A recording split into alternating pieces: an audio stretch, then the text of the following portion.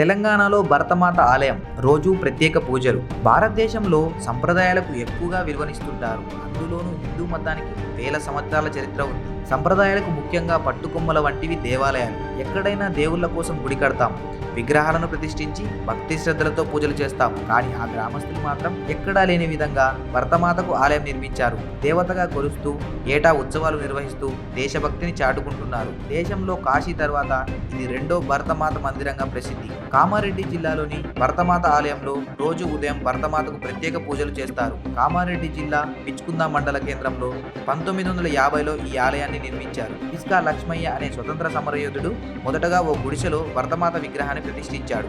ఆ తర్వాత నక్కా రామన్న, గుర్రి గంగారం సహకారంతో మందిర నిర్మాణాన్ని మొదలుపెట్టారు. ఇందుకు కావాల్సిన స్థలాన్ని ఇచ్చేందుకు దాతలు ముందుకొచ్చారు.